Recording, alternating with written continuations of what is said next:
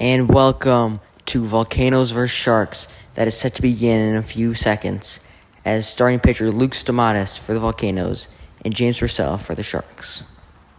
He's a great pitcher. Oh, first pitch, hits it opposite field for a single. That's first pitch. He went up there swinging.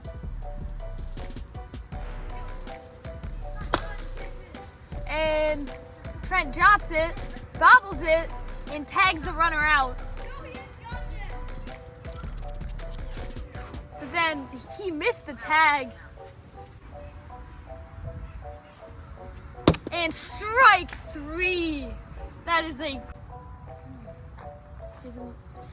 And he will swing on that pitch.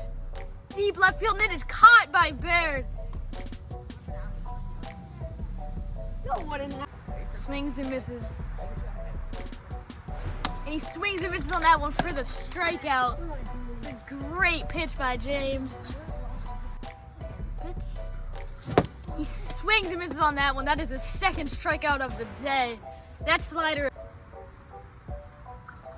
And that is his third strikeout of the day. And he drives that one into center field, and everybody is safe. And he advances to third. And he grounds that one to the left side.